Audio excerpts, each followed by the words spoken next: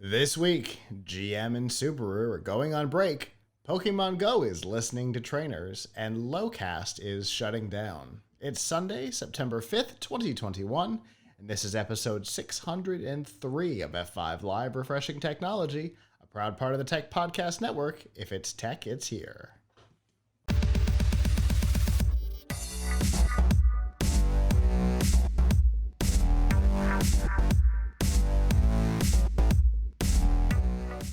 Wherever you are and however you're accessing our show, whether it be on social media, Facebook, Twitter, Instagram, or Snapchat, through one of the podcatchers like Apple Podcasts, Google Podcasts, Amazon Music, Spotify, TuneIn, or a myriad of other options, through our live stream platforms, livestream.com, Twitch, YouTube, Facebook, or Twitter, or of course on our website, PLUGHITZ.com. Thank you for making us a part of your day. There are two ways that you can do that. The first is you can join us live Sunday nights at 9 p.m. Eastern by going to f5live.tv/join us. There you can chat with us during the show and give your feedback on the topics as we talk about them. Or you can always subscribe by going to PLUGHITZlive.com/subscribe. There you'll see all of our shows, including F5 Live, Piltch Point, PLUGHITZ Live Presents, and a whole lot more. And of course, you can find all the different ways that you can watch, listen, and follow along.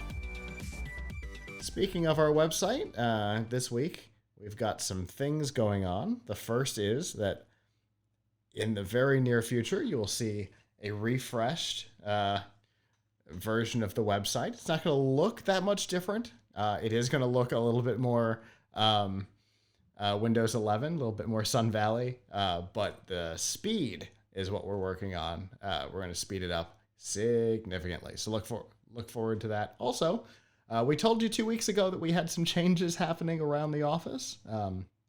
That's why we were off last week. The office was in pieces when it was time for the show.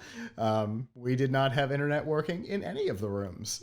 So that was not conducive to a show. But the good news is we now have dual gigabit connections coming into the studio. So some of the weirdness, if you watch live, that sometimes happens before the show, should be over. So huzzah! Big things going on here. We've also got the download coming soon. If you want to sign up for that, it's a free newsletter. You can go to PLUGHITZlive.com/thedownload right now. And the first one comes out pretty soon. We don't know what our first topic will be, but it'll be pretty soon. There's a lot more information over there as well. With that, Avram. It's been 2 weeks. And we have solid internet. Man. Hooray! Yay! Yay! I'm all right. How about you? Pretty good. Pretty good. Last weekend was exhausting. This weekend was specifically relaxing. So, that we could recover from it. Yeah, nothing too exciting going on here. Had to fix my 3D printer today because broke is probably the wrong word. Got stuck. Okay. One thing I keep learning about 3D printers is their capacity to get stuck. So you definitely, it's definitely a hobby that requires some patience. Yes. But with Windows 11 around the corner, only actually exactly a week, launching exactly a month from today, October 5th. We're doing a lot of tutorials on it and discovering a lot of things about it. And we'll get into some of that later in my Piltch Point segment. But needless to say, just plowing through. That's a good thing. Yeah. 3D printers definitely require some patience. Yeah. And some kind of stick-to-itiveness. I think I'm going through a cycle right in my 3D printing life where I started out with this, which is right now the printer I have, this enclosed printer, the Adventure, the Flash Forge Adventure 3 Lite. Anyway, it's enclosed. Let's put it that way. So I started off with that, and it's really simple to set up and use, but like every other printer can get clogged. And I figured out that now I think I really have to get one of these printers that's more DIY, that's more like one of those open air printers where it's really easy to, well, not really easy, but where it's more feasible to replace parts and upgrade it myself and stuff like that, because that seems to be where the real action is, the real excitement, is being able to try printing with some different materials than this can successfully, to do things like messing with changing your nozzle, things like that. So Sure. it's I guess it's sort of like PCs, right? You maybe you start out with a pre-built computer, and you're like, well, I really want to get a feel, want to really have this my way and get a feel for how it actually works. Yeah, for sure. I know I started with pre-builts, but I haven't had one of those in decades. Short of course, point, laptops, but that's a different beast. Yeah. There's not much you can do about that. Right. But I think it's a matter, at a certain point, it's a point of like pride, which not a lot of people would, not everybody would understand. Like, hey, I just want a PC, just let it make it work for me, right? Mm-hmm. But at this point, even if it were cheaper, easier, whatever, to get a desktop that was pre-built, I wouldn't want to do it, because I have to put it together with my hands, right? Yeah. So, I guess to each their own. But now I'm starting to see why people in the 3D printing community are more into these sort of like DIY printers, where you either have to put together, where it's not totally it's not like a PC where you can just go get all kinds of parts, but right, where they're much more in control of the build and taking it apart and putting it together. Yeah, for sure. And I can tell you, it doesn't just apply to 3D printers.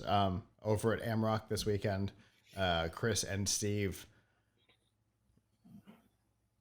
I guess technically they rebuilt, but I don't know how much of the original laser cutter is left.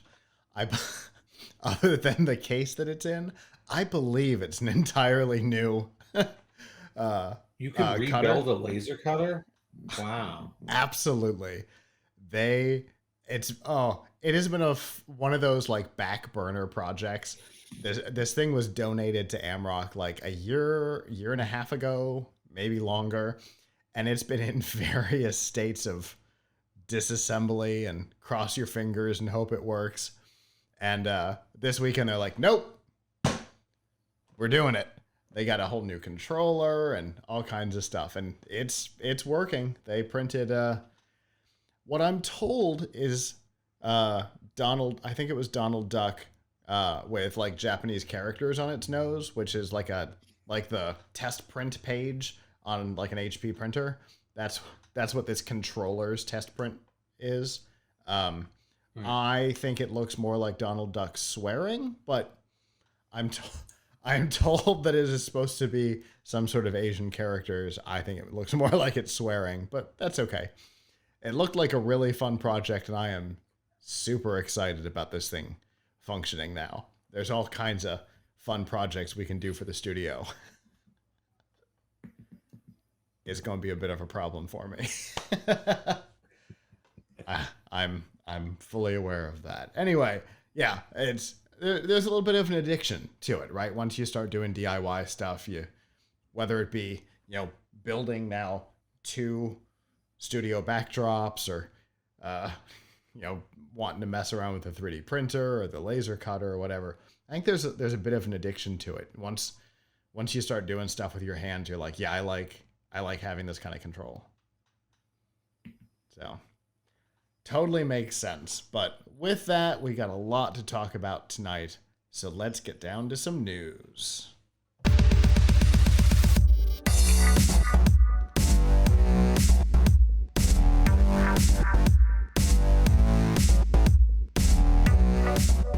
This week's Nifty Gifties and F5 Live is proudly powered by the Microsoft Store. Whether you're looking for a new laptop, a tablet, desperately seeking an Xbox, new games, or a whole lot more, you can get them at the Microsoft Store. And remember that current students, faculty, parents, and active military can save up to 10% on almost everything.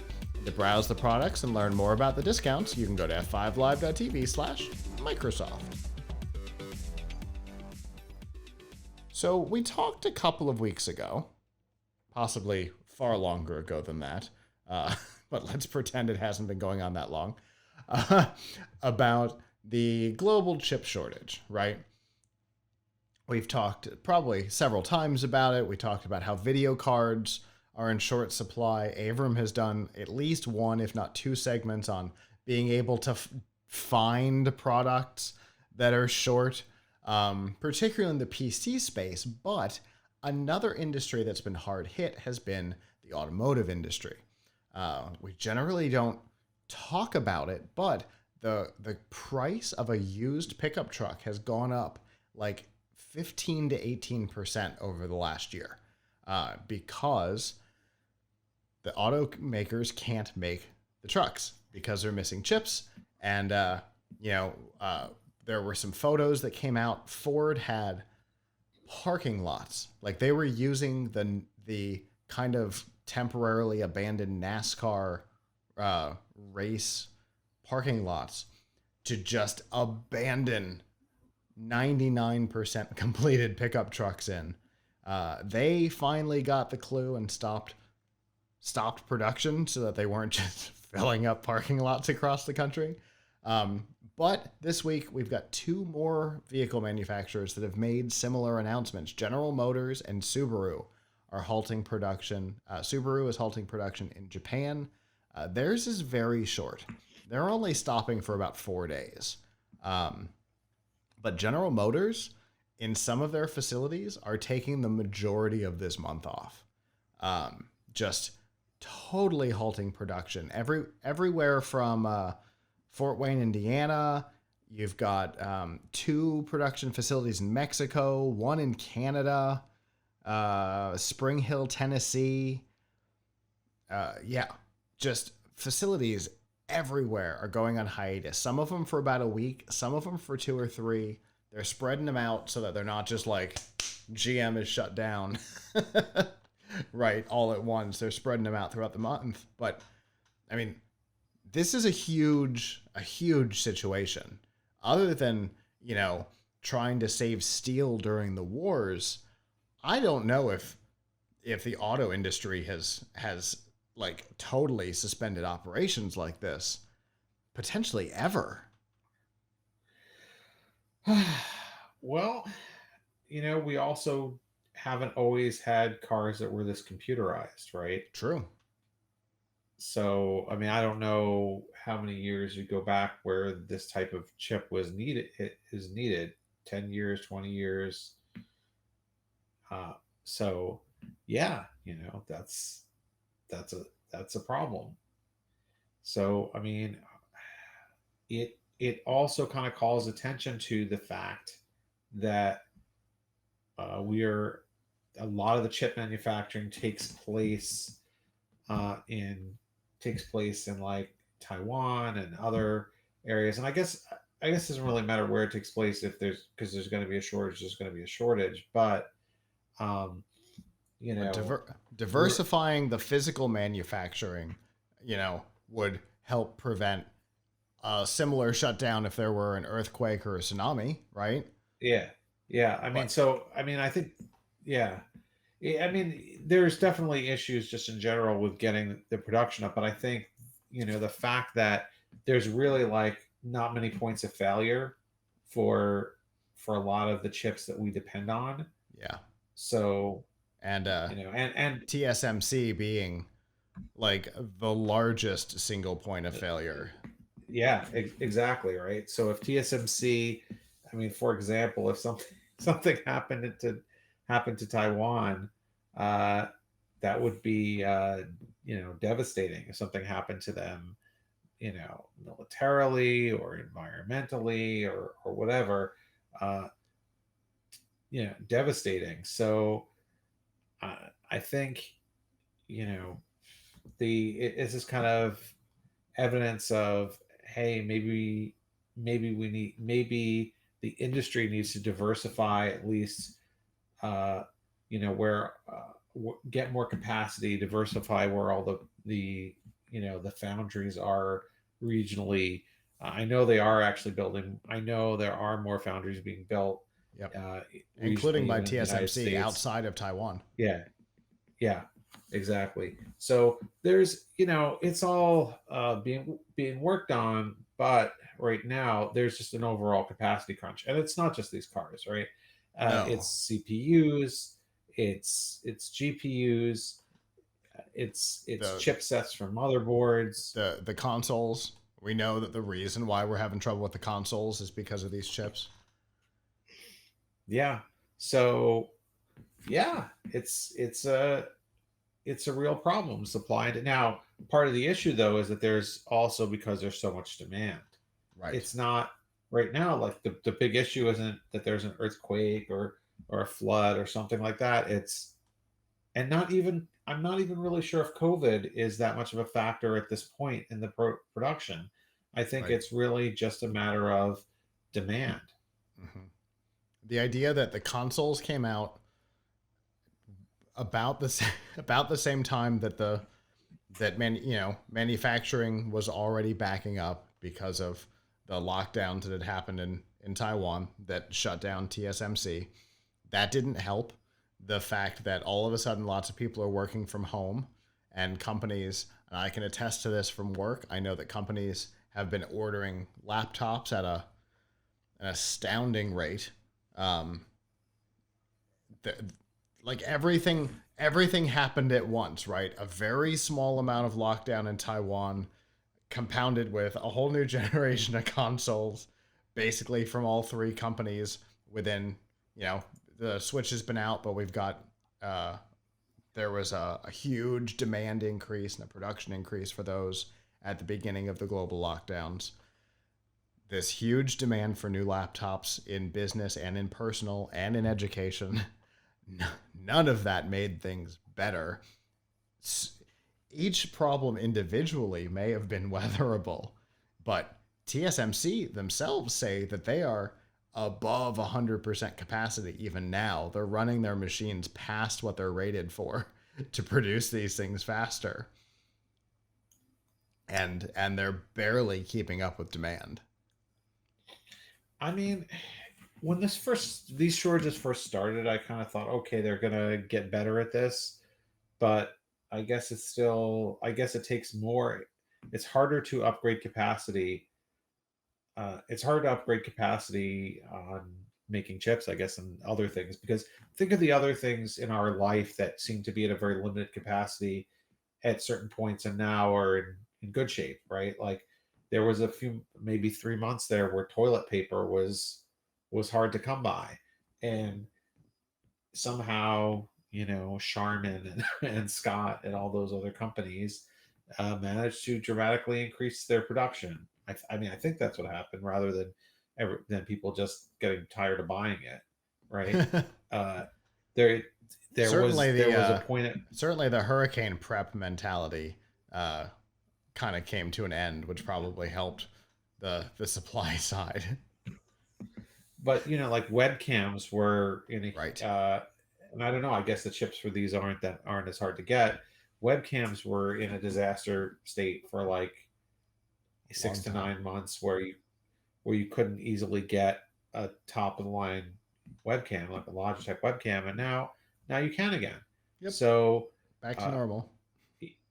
you couldn't get N95 masks, or a lot of masks were harder to come by. Yeah. Now it's much easier. You couldn't get, um, you know, I I think, initially it took a few months before all of it was easy for people to get the vaccine, to get, at least in the U.S., to get a vaccine. Now the production of that, or whatever, or at least the supply of it, is so much better that people can walk into the drugstore without an appointment. So Yeah. there's so you can see there's been a lot of things where somehow production has ramped up pretty quickly, or but demand has dropped which, off significantly. yeah, There's also some of that. yeah. I mean, in all the cases I just gave, it's probably both, Right. right? Yeah, it's a good middle ground between. Yeah. So hard to say, and maybe the thing with chips is demand has not dropped Right. because there's so many different reasons why people need why people or companies need these chips. Yeah, because I still can't get a current gen console, and Chevy can't put an entertainment center system in its cars. There's there's a huge wide range of things, and TSMC had said a while back when we talked about this the first time, which I guess was in April. They had said that to spin up a new facility could take 2 years. So trying to truly build more capacity was not an easy feat, and one that would not be accomplished in short order. So that's, and analysts are saying that the current gen consoles are going to be scarce possibly into 2023. So, But oof. so speaking of that, I want to provide a really quick tip for folks who are looking for PS5 or Xbox Series X. I don't think there's such a great problem with Switch. Well, at least with regular Switch. I don't know about how it's going to be with OLED Switch, which I don't think is out yet. Um, but my colleague who works for Tech Radar, Matt Swider, his Twitter account, which is at Matt Swider, MattsWider, he does nothing all day but find stock of PS5 and Xbox Series X. So anytime he Wow. sees one of these is being restocked, he tweets it, and like he now has grown to nearly 900,000 followers, people I who see are that. just looking for that. And people like he gets some inside scoops about this. Like sometimes I cannot get this kind of inside scoop. I have tried, but sometimes people who, are, I don't know, in charge of the warehouse or something at various places contact him and tell him, we've just got some PS5s. So, um, so anyway, Okay. if you are trying to get a PS5 or an Xbox Series X, follow Matt Swider on Twitter, because he is tracking these things all day, every day. Like it's it's become a big thing. Yeah. uh, That's crazy. I'm uh, looking at his Twitter right now, and it is bonkers. yes. So anyway, just a quick tip. I myself am not looking for any of those consoles, so I don't spend a lot of time on it. But I know that obviously a lot of people are very excited to get theirs. Yeah, for sure. And that's just one of many products. It's the one that I keep going to because it's one of the things that's missing from our setup here. But we've talked video cards have also been an issue, and I see that uh, he mentions tracking PS5, Xbox GPU restock. So it's Yeah, it's a big deal. it's hard to get all those. I will say this about GPUs: if you live near one of the 25 microcenters that there are in the United States, they actually often have the GPUs. They often have GPUs. Okay. I mean, I think they always have some GPUs. They often have the GPU that you might be looking for, depending on what GPU it is. Sure. Um, so if you live within a few mile, reasonable driving distance of one, and you were thinking about getting a, you know, 3060, 3070, 3080 Radeon, um, definitely worth dropping in to see what they have, because they consistently have stock of things, probably because you have to go in there in person to get it. Right. There's no way for scalpers to effectively take advantage of it because they physically have to Yeah, I go mean, I in. You guess they can't could just go. order them from I somewhere and mean, have them shipped to a box. if you want to scalp, a little bit, I guess it's not bad, right? I mean, I don't know if they have a limit to what you could buy there, but go and buy one video card. Uh, you know, Sure. uh, but anyway, I don't do that.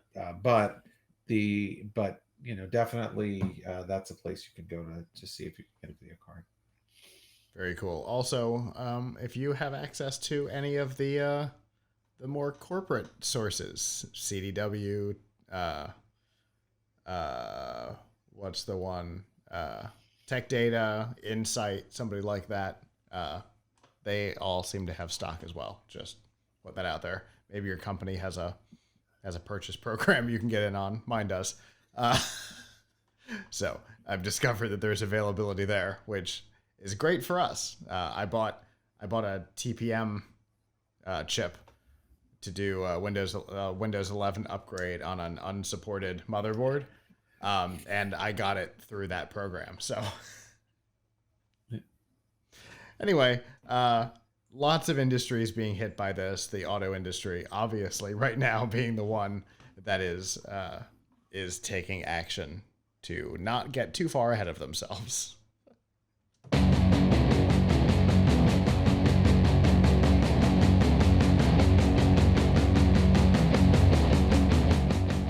This week's Piltch Point with Avram Piltch is proudly powered by Purevpn. The best way to protect your privacy online is with Purevpn. You can hide your online activities, say goodbye to regional restrictions, and improve your streaming quality. Plus, it's available for almost all of your devices. And to get a special price right now, you can go to piltchpoint.live/purevpn.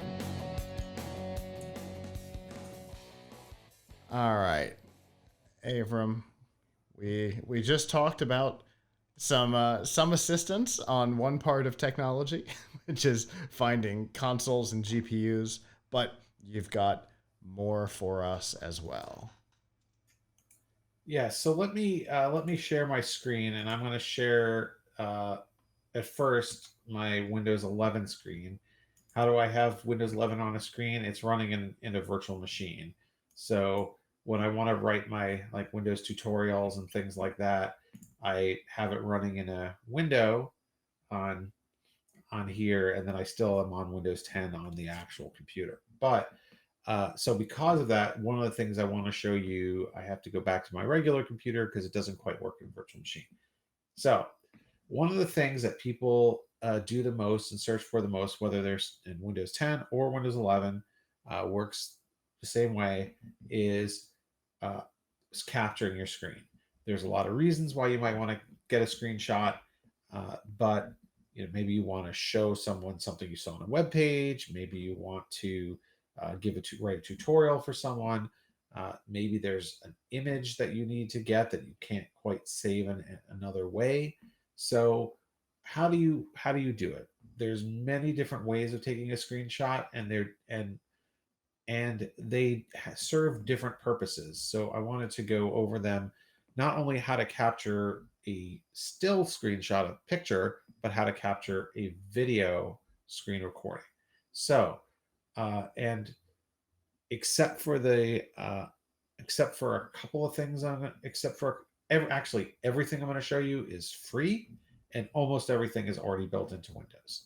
So, so first of all, the most basic way in the world to take a screenshot is to hit the print screen key. So if I hit that, what happens?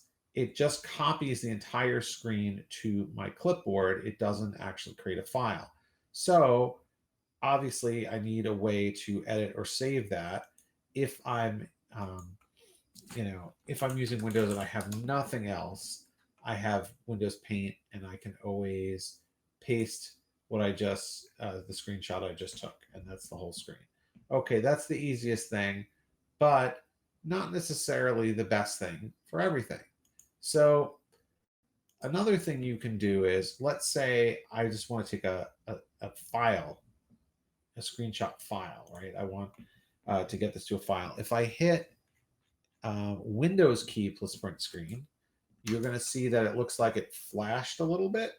And what that did is that created in my pictures folder, a screenshot. I have a few others in here. So this is the latest one, and it saved it as a PNG. So that's the, that's a screen that is just grabbing the whole thing, but saving it automatically. But a lot of times you don't want to grab the whole screen. Also, by the way, if you're on multiple monitors, either of the things I just showed you would grab all the desktops. So if you're me, it would look really weird because you would have 4 different desktops next to each other. So what if I just want this window over here? Well, that's easy. I can hit Alt plus print screen, and that's going to capture the active window. So, and put it in my clipboard, not save it as a file. So if I go back to Windows Paint, you're going to see that it's just that window, right? Similarly, but you notice something that went a little wrong here is because I hit Alt and print screen, it caused a menu to appear, which maybe I wouldn't have wanted in my shot, because the Alt key does something in this program that I'm in, right? It puts these little, I don't know, these little letters up here, right? So I'm going to show you later how you can take in a minute, how you can take a delayed screenshot, and that will solve that problem. So but what if you want to capture just a piece of something? Like maybe not a window, maybe multiple windows, you want to just draw a box.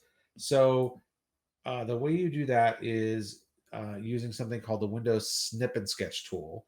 And you hit Windows key Shift plus S.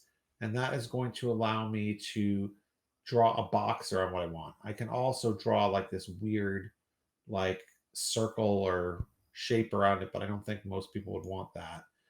So you just draw a box around the part that you want, and then that has been copied to your clipboard, and that is what you can now paste. That is what you can now paste in. Oops, I want to say that. That is what you can now paste, right? But what if I want a delayed screenshot so that I don't have to deal with the fact that hitting the Alt key or hitting the print screen key or hitting some other key is going to muck with my shot? That I would also use Snip and Sketch for, but I don't do it through a keyboard shortcut. I launch Snip and Sketch, not snipping tool. There's 2 different tools. You want Snip and Sketch. And you select snip in 3 seconds or 10 seconds. So let's say 3 seconds. I'm going to click in here. Okay. Ta-da. Now it pops up and lets me snip. So if there was something that I had to do where triggering the screenshot would mess with the program, I can now use Snip and Sketch, give it a 3 or 10 second delay, quick run and do whatever it is that I need to have open, and then it will allow me to take a snip of that. So that's a delayed screenshot. Now, there's one thing, though, that Windows cannot do natively, and that you might really want to do, and that's capture a whole web page. So if I take like here's an article on Tom's Hardware. If I want to take a screenshot of this web page, you'll see that if I take a whole screenshot or the active Windows screenshot, I'm not going to get the whole article. I'm just going to get as much as I saw on the screen. So again, if I look at this, wait a second, but I wanted the whole article. Okay, but the article is quite long. The whole web page could be, hitting page down several times. What to do? Well, there's a third-party app that I love, and it is free for personal use, and it's called PiltchPn. Actually, I love PiltchPn for all screenshot stuff, but the other things you can do with Windows. But to be honest, I use PiltchPn for everything. PiltchPn has a built-in editor, which is great, but one of its very best features, and it has hotkeys for everything, I should say, is it has what's called scrolling window. So I can click that, I hit scrolling window, and you're going to see that it's going to scroll ever so slowly down this web page.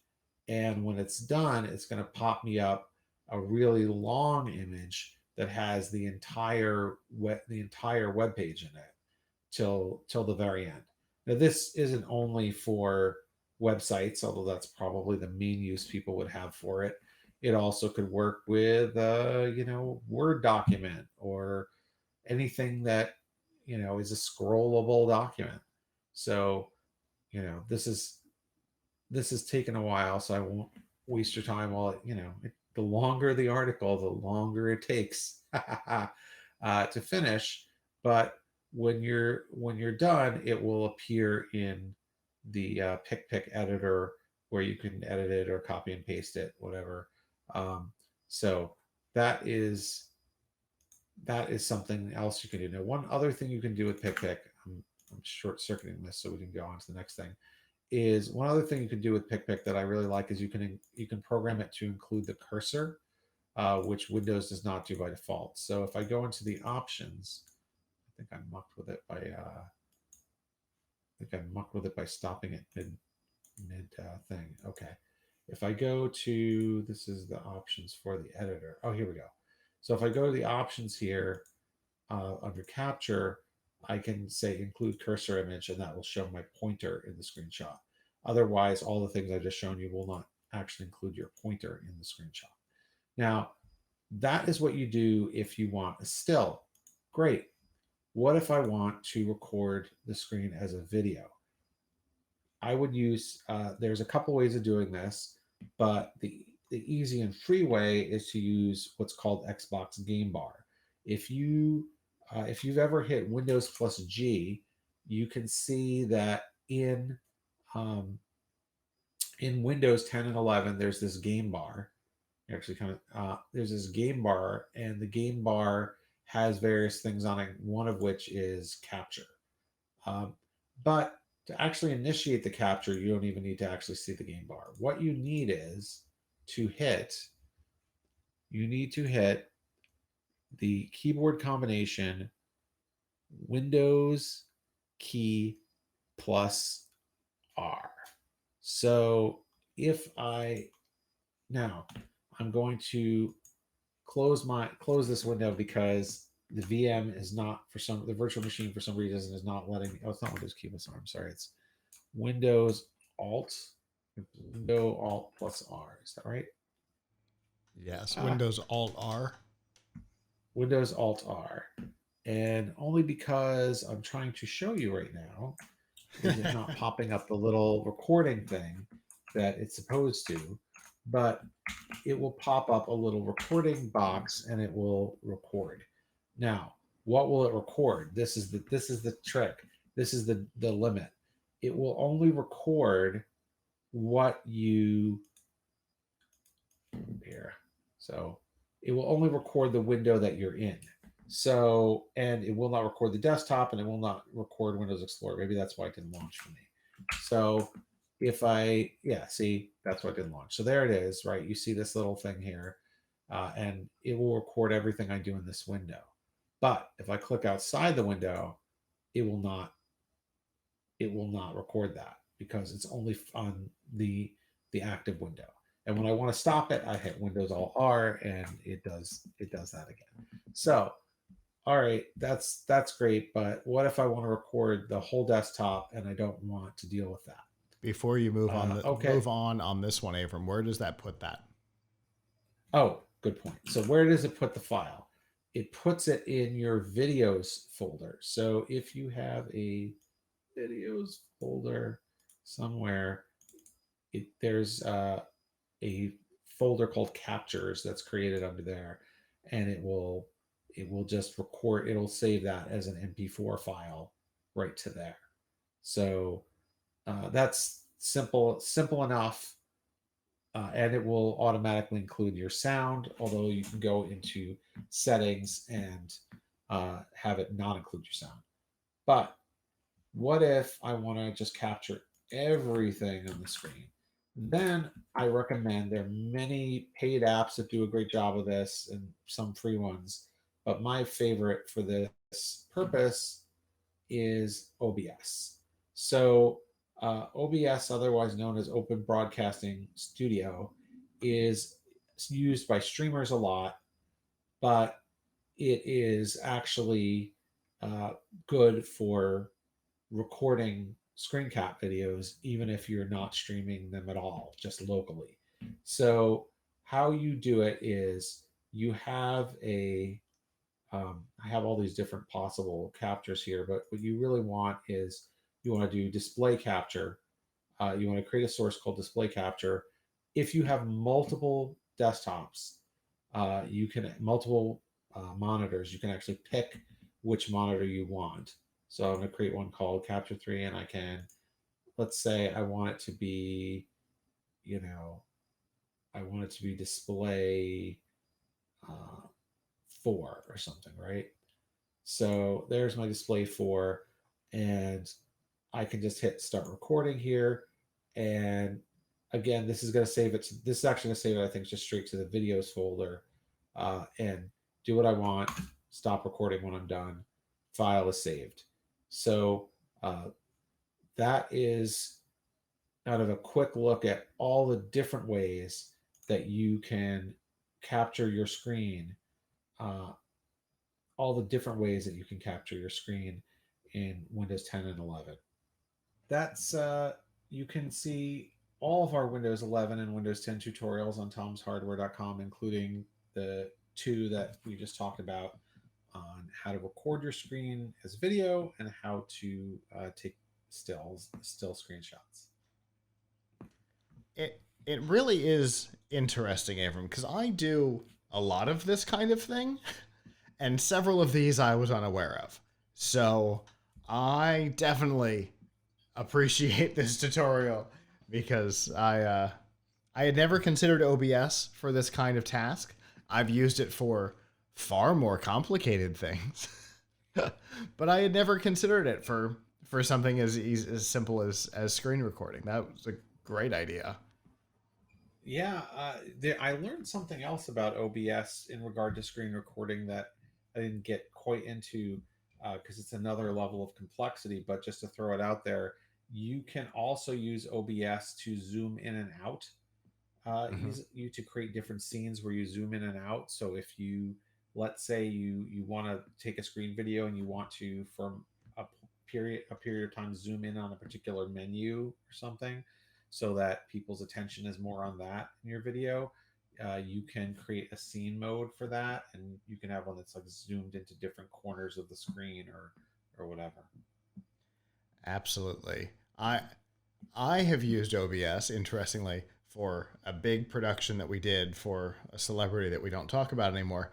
And don't tell Instagram, but we used our studio to produce the thing, and then it came out with a video out into another computer that was taking that input, putting it into OBS, turning it sideways 90 degrees, and then pushing it out to Instagram Live, which you are totally not supposed to be able to do.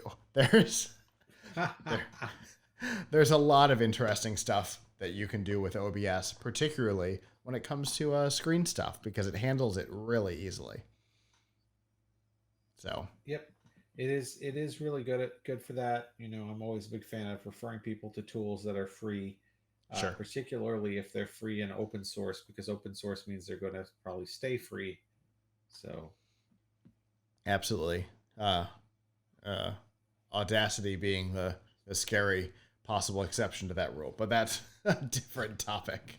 But as always, Avram, I definitely appreciate this more than normal. I appreciate this one because I'm gonna take some of these into my daily life. So Thank you very much for that, and I look forward to what we talk about next.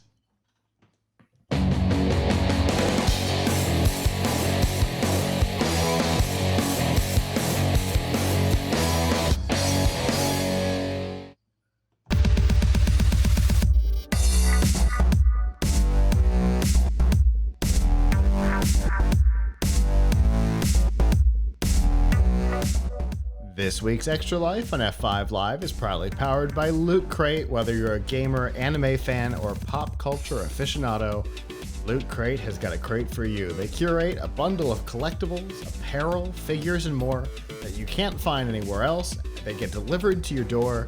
It's like getting an awesome birthday present from yourself every month. You can learn more about the crates that are available by going to f5live.tv/lootcrate. You know, I changed the wording on that promo a little bit a while back, and I realized that the old wording is still on the screen. So that's okay. Anyway, so we've talked a lot over the years about Pokemon Go. We're just past the 5-year anniversary of the launch of the game, and there's a reason why this game has maintained, while other GPS augmented reality games have come and gone. Minecraft Earth. Yep. Yeah, I mentioned it in the article because that one made me sad when that one went away. Others have come and kind of faded out, not gone away, Jurassic World, but certainly faded from our daily lives. But somehow Pokemon Go continues to be a regular part of people's lives. It could have to do with the fact that there is official and unofficial hardware to make the game more interesting. That I promise was not unofficial hardware that I'm using, Niantic. Shh. There's but the thing I think that has kept them really at the top of their own game is the fact that they constantly listen to their community. Right down to the fact that new stops and gyms are suggested by the most active members of the community. They literally love to listen to their players, their trainers, and that includes a lot of the changes that were made about 1.5 years ago when the lockdown started, which of course made the idea of a going out in public and interacting with people you don't know kind of game, which is what Pokemon Go is, more difficult. They added the remote raid passes. They extended the range of actions. You didn't have to be as close to a gym or a stop to be able to interact with them, along with increasing XP and stuff like that.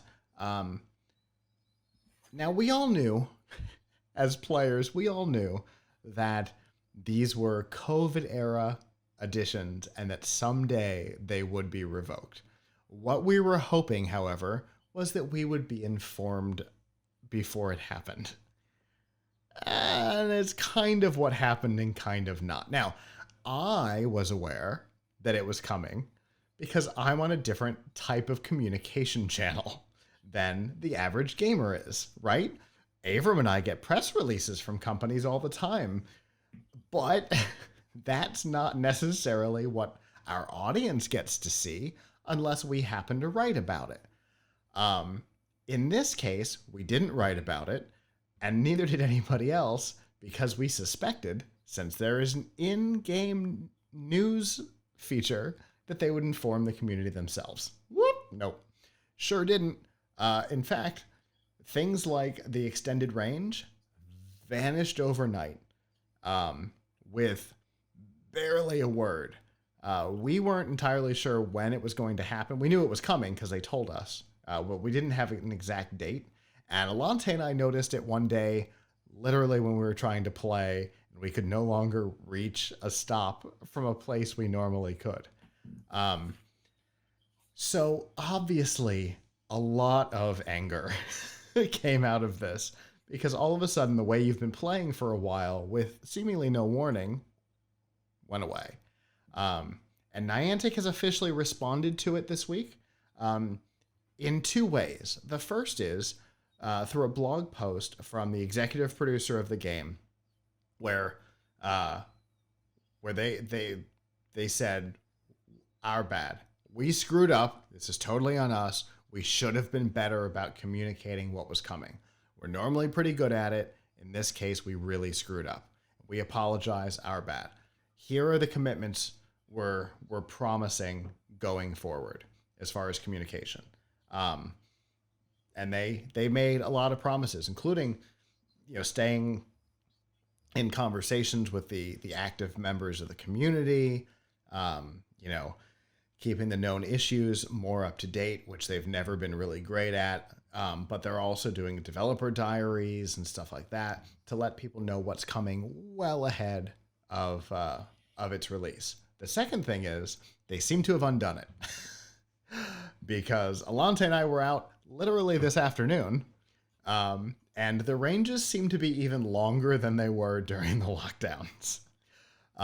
So, like, we were in a park, and we were hitting 4, 5, 6 stops all around us, none of which we would have been able to hit Friday.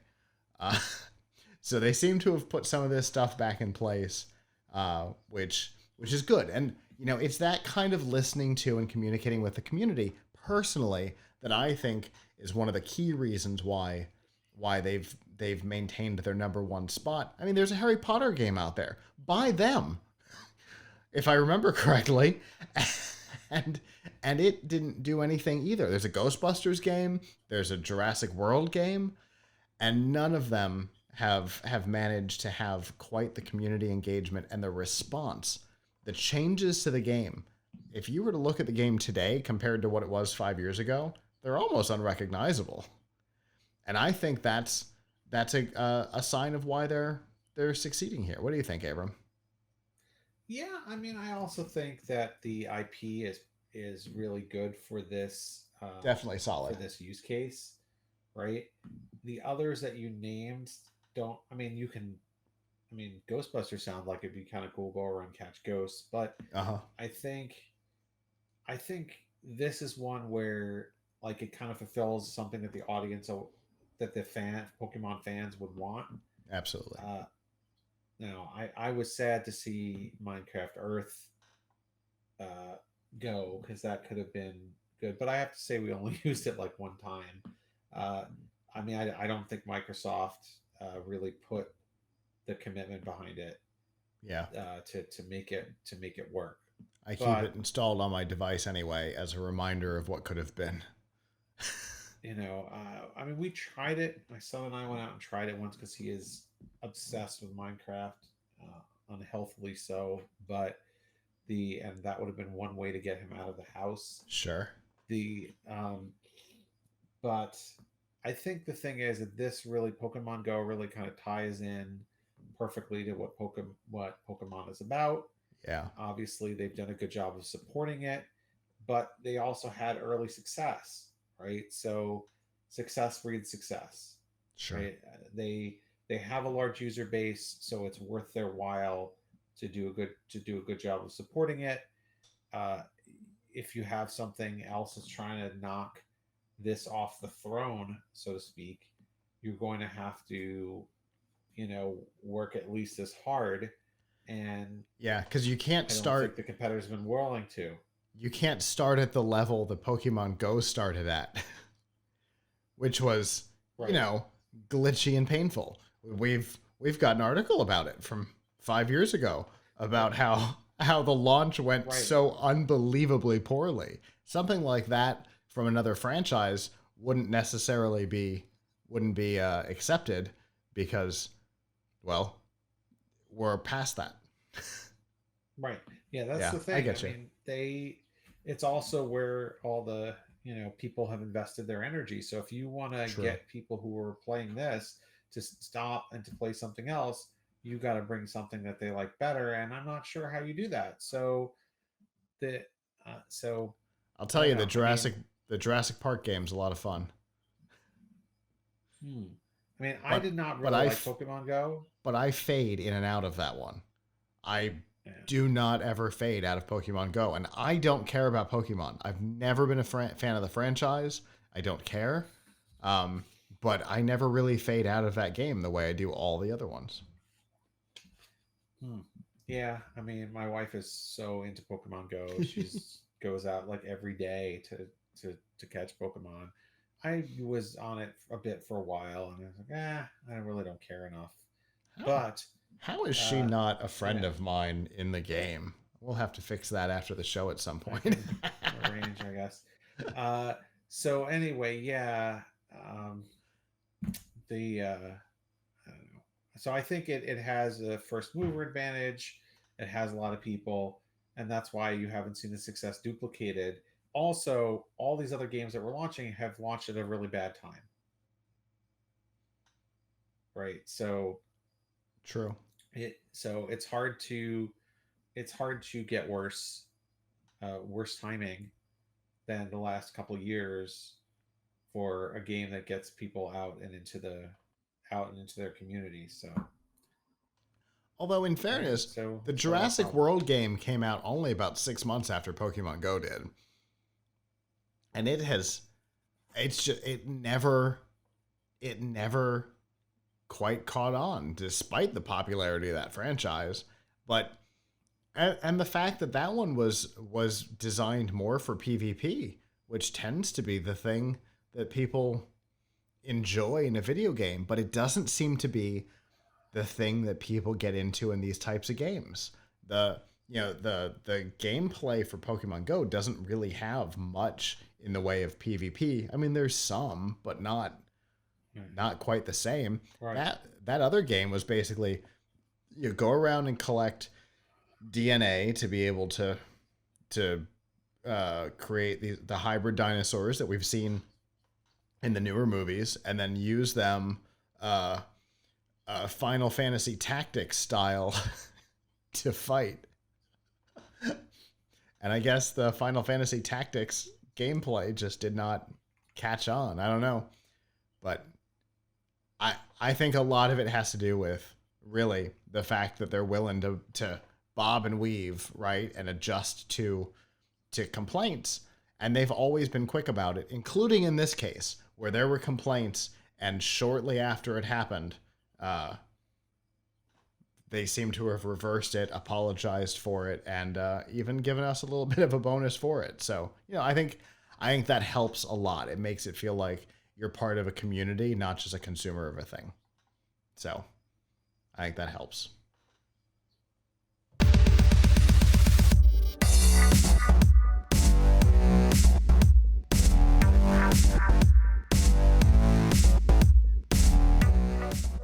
This week's news from the tubes and F5 Live is proudly powered by Malwarebytes. Whether you use a PC, a Mac, or a mobile device, Malwarebytes Premium is the company's strongest protection ever. It fights threats that traditional antivirus software can't stop, and it actively blocks threats like worms, rogues, dialers, trojans, and a whole lot more. You can use your computer and mobile devices with confidence and peace of mind. And to learn more and to get a special price, you can go to f5live.tv/malwarebytes. Oh, I cannot believe that we're going to talk about this brand name right now. I know I'm the one that made the choice on the topic, but it is absolutely baffling that we are about to talk in 2021 about Yik Yak. If you are unaware of Yik Yak, congratulations. You managed to avoid the original totally toxic social network. This thing was based around a hyper-local model. You could post, comment, and view posts within a 5-mile radius. And as you would suspect with anything anonymous, but also anything local, hyper local, it was abusive, and very abusive at that. In fact, it was so abusive that schools across the world banned it because it gave school bullies the ability to bully their classmates anonymously and meaner. It was, and a truly horrible idea with a very toxic ecosystem.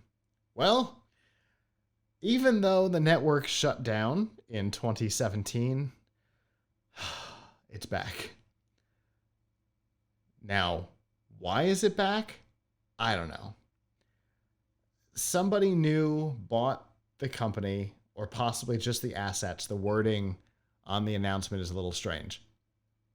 So I'm not entirely sure if they bought the entire company or just the assets, similar to CompUSA or Circuit City. I guess even Radio Shack. Anyway,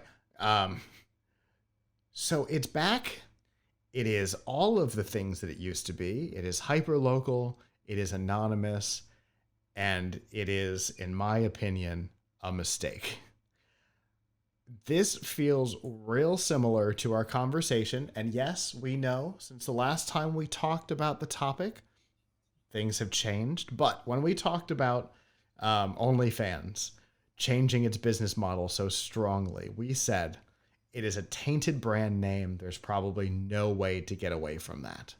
And I think with the sexual harassment and even bomb threats and death threats that were made on this platform, I don't know that this is a brand that can be or should have tried to have been rehabilitated.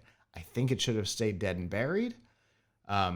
Even if the idea of their new community guardrails, which is the same as community standards for most of the other platforms, that prohibits bullying and hate speech, even with all that stuff in place, there's no way it doesn't become that again, in my opinion. What do you think, Avram? Isn't that the point of it, right? Right. So, yeah. So I was just looking at the alternative, which is, would you say this is sort of an alternative to Nextdoor? That's an interesting assessment. Kind of. If the community of Nextdoor was middle schoolers, yes. Certainly okay. closer to that. It's Nextdoor is designed for you and I to let each other know that coyotes have been spotted in the neighborhood. Yik Yak was used mostly to tell your next door neighbor that their haircut sucks and they should kill themselves, which was obviously terrible. Terrible, terrible, terrible.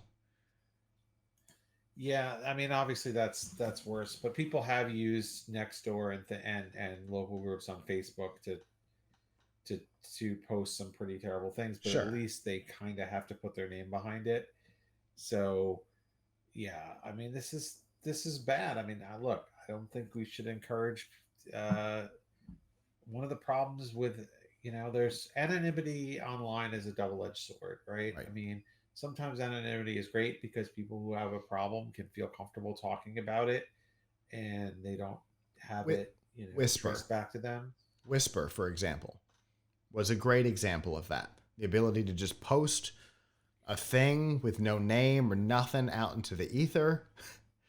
You could confess things that were on your mind or be able to get ideas out that you just needed to get out of your head, but you didn't want attached to you. Now, Whisper had some harassment issues as well, but Whisper was used for that kind of thing, and it went away for other reasons. But yes, yeah. So anyway, yeah. I mean, and the other side of Discord is that you can use it to with seeming impunity to say horrible things to people. Yeah. So yeah, this sounds bad. It also sounds like it's going to go. I mean, I don't know. Are people going to go sign up for it again? Haven't they found other ways to harass people by now? Right. I think that the major degradation we saw in the Twitter discourse over the last couple of years, I think some of it is because Yik Yak tainted the idea of of anonymous posting to the point where those people started to feel comfortable going, off book, when the site shut down. And Reddit got a little meaner when Yik Yak went away. Twitter got a little meaner. I think some of that toxicity had to go somewhere. But I don't necessarily think that creating a corral for it again is the best solution. No, not at all. It's also a terrible business model. Yeah. I don't even know what their business model could possibly be. I don't know. I don't know why somebody would get back into this space, and if they were going to, why they would use this name again. It has such a taint to it. It doesn't seem... Yeah. Unless what they're hoping for is that my anger at this topic will help them. Well, you did give them a little bit of publicity here, so... It's true. And the publicity I'm going to give right now is avoid it at all costs. I'm just saying that by using a name that is known and controversial, they have also guaranteed themselves some free publicity. Whereas if I told you I'm going to start a new social network, I don't know that I would get someone's attention, right? Yeah. But to resurrect, it's a common thing in business to resurrect brand names that are gone, that are dead. Absolutely. And people how far is the current Atari away from the original Atari? Right. How far is there's still, I think you can still go to compusa.com and radioshack.com. Radio Shack has stores there. Radio Shack is back, in fairness. I have been working on trying to get my own franchise license for them. Oh, wow. Okay. But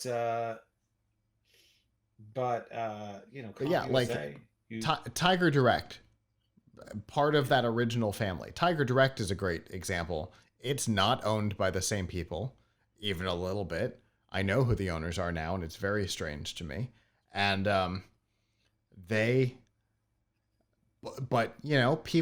people have an association with Tiger Direct from probably pre-physical retail days, before the takeover of CompUSA and the disaster that came from there. People have a good positive association with Tiger Direct from those days. I don't know that anybody ever had a good association with this platform. Right.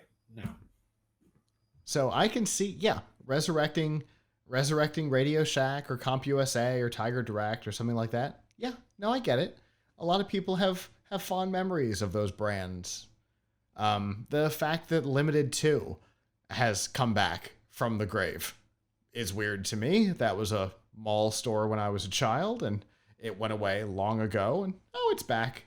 You can get their stuff at, I think, Walmart. That's weird. But people liked those brands. I don't know that anybody except bullies really liked Yik Yak, especially near the end. So, I don't know. It's all very strange to me. My recommendation is avoid it. It seems like if it doesn't start out terrible, it will go there quickly. That's my that's my prediction.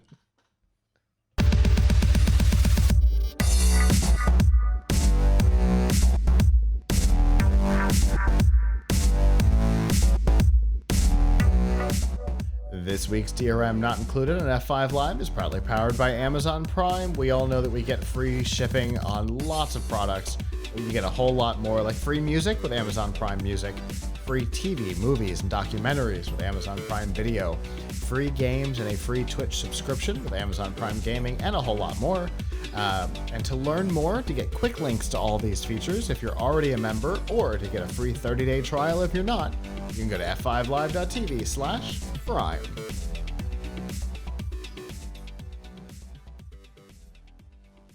All right. Cord cutting has been a big thing for a long time. At least as long as we've been doing the show. We've heard cord cutting. It has obviously ramped up over the last 15 years, but it has been a big topic of conversation for a long time. And one of the biggest challenges for cord cutters is getting the network stations / local stations.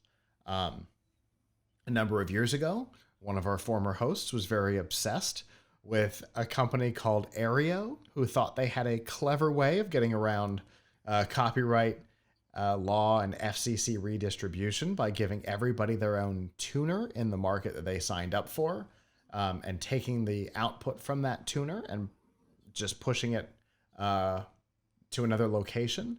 The sling boxes were a very similar kind of idea, except that it was your own hardware that you were slinging over the internet. This was a similar concept, but you were essentially leasing the hardware.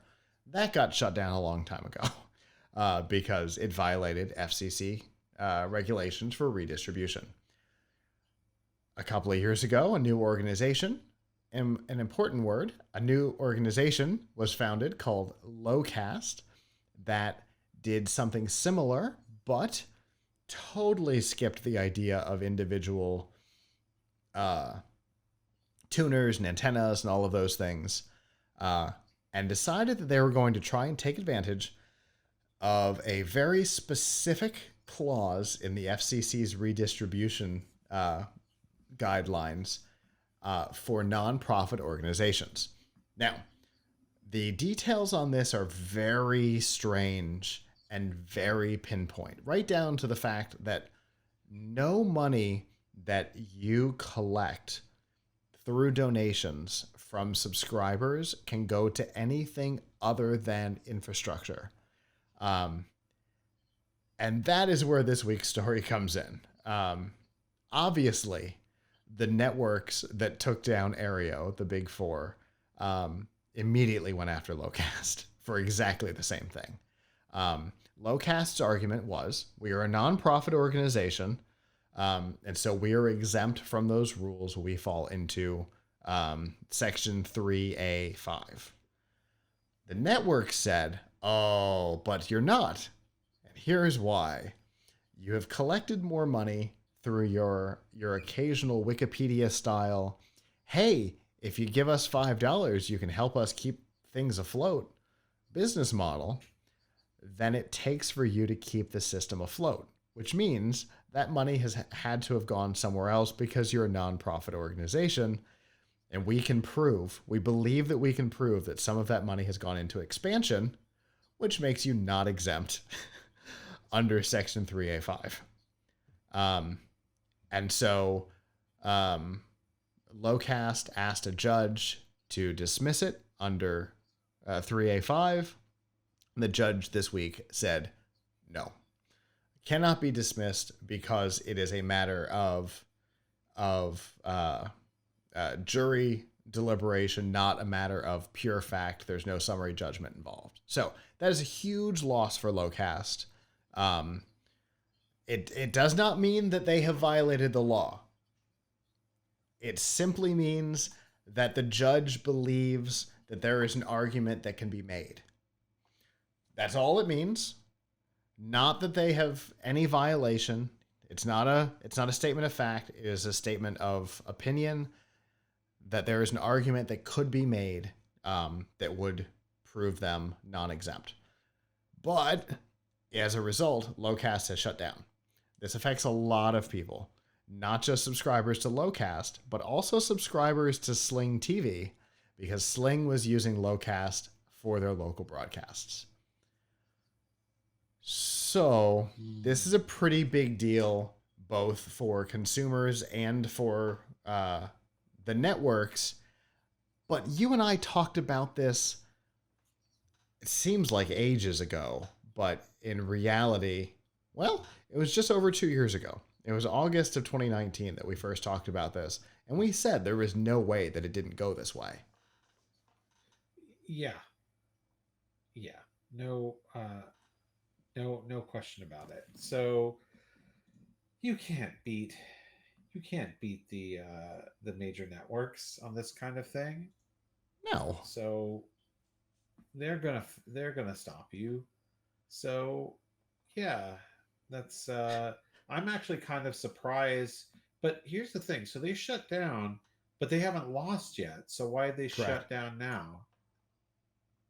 I think they're afraid that they're going to lose, and they're trying to prevent um, a bigger end payout um, for continuing to operate in the likely face of defeat. That's my theory. Mm, okay, but I mean, the jury could find it in their favor. Mm-hmm. The also aren't they kind of already like if they lose, what do they have to lose, right? Like I can't believe that however much money they're going to be like, let's say they lose, I assume there's going to be incredible damages, right? Sure. So if they're suing the entity, right, Yep. then the worst thing that can happen is that they could have all of the assets of the entity. Right. It They seems liquidate like the they would entity and already. hand over the money. It sounds like they already. It sounds like whatever they're going to ask for, they probably already would be at the liquidation point. So I mean, the only thing I could think is they don't want to pay the legal fees. Does that mean that they're dropping out of the court case too? Absolutely not. In fact, they have said that their intention is to contest this this decision. They intend to appeal it. So, I mean, it sounds like they haven't been barred from operating, so they could operate Absolutely. if It's all they very wanted to. strange. Yeah, I mean, I don't know. It just seems like I don't know if they can go after the personal, uh, finances of the people running it, or they're just limited to destroying the organization. In I which think case, they should consider the organization already destroyed. right. I think as a nonprofit organization, I don't think there's any veil that can be pierced, if I'm not mistaken. So what if the like I don't know their finances, but what if the executives were getting a really nice salary from this? They can't go after them for that. I don't know. Hmm. It it's all very interesting because we're dealing with regulations here, not hard and fast law, which is always an interesting place to be, right? Because the FCC is not a legal body, right? It's a regulatory body. The things that they say aren't hard and fast. They're not passed through Congress. So it's all kind of mucky the what the end result could be. Right. So I don't know. There might be more to what's going on behind the scenes about um, why they've suspended. But I mean, their exact wording is as a nonprofit, Locast was designed from the beginning to operate in accordance with the strict letter of the law. But in response to the court's recent rulings, with which we disagree, we are hereby suspending operations effective immediately. It's possible that they don't understand what the ruling was, but I can't imagine that's the case. It's possible that they foresee some terrible criminal case coming after this if they lose, but I don't think that there's a criminal case to be made here. So I haven't quite figured out why they've ceased operations, except that maybe uh they're running thin and they want to save capital for legal fees. I have no idea. I I mean, don't get me wrong. I think they're going to lose. Of So course. But I would have thought that if they asked me when they started it. So Right. they managed to get away with it thus far. I For at least noticed, two by the way, that years. they're still accepting donations. Uh-huh. Up to there's a $100 option on their website for predetermined little clicky boxes. Yep. That's $100 a year, right? Yes. Whereas you could also donate up to $25 a month. Mm. So if they were still in business for still getting it for a year or more, then that would be $300. But anyway, yeah. So why was Sling using them? So that they didn't have to try and negotiate local channels because it was a huge pain in the butt for them. So how come Sling isn't being sued, or are they? I don't know that it was integrated into their platform or anything. Oh, Yeah. The software is available on lots of platforms. Like an impressive amount of coverage. They definitely decided they wanted to be everywhere they could. Um, Android TV, Apple TV, Amazon, Roku, TiVo, the Dish Hopper, apparently DirecTV, Vizio, yeah. like basically other than LG, almost anywhere you'd want to be, Yep. they were there. So Yep. I don't know. It's all pretty interesting, for sure. But I'm with you. When we first heard about this over a year ago, my take was no way this succeeds. No way they keep this thing afloat. They lasted way longer than I thought. And I mean, the Aereo case made it to the Supreme Court, so there's plenty of precedent. I understand that they went out of their way to create a business model that was distinct from the Aereo Supreme Court case, but I mean, I don't know how they come out of this anything other than gone. So obviously we're going to keep an eye on this, but I cannot imagine that we have not already accurately predicted the future for this organization.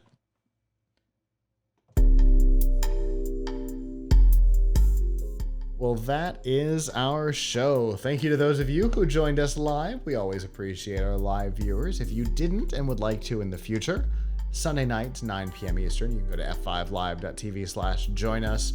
If you're not able to join us live, that is also okay. PLUGHITZlive.com/subscribe is the place where you can find this and all of our other shows, including PLUGHITZ Live Presents, First Looks, and a whole lot more. As I mentioned at the top of the show, we've got the monthly download coming soon. It's a free newsletter. Our subscribers over there will get it first before it comes to the website. So definitely you'll want to go over there. PLUGHITZlive.com/the-download. Put your email address in, and that's it. Pretty easy. We'll be giving in-depth views on big topics through that. And we've also got the new website coming soon. We're all very excited about it. Much faster than the current one, and that's been our goal all along. So look out for that. And with that, on behalf of the staff that's not here, I'm Scott. I'm Avram. And we will see you back next time. Ciao.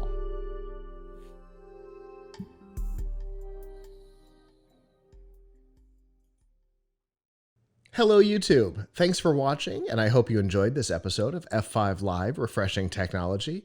If you did, please subscribe to the channel down below, and of course hit the notification bell because we know that subscriptions don't mean much on YouTube anymore. If you've got topics that you'd like us to talk about in the future, please comment them down below. And if you'd like to not follow us on YouTube, there's lots of ways that you can follow along with our content by going to PLUGHITZlive.com/subscribe.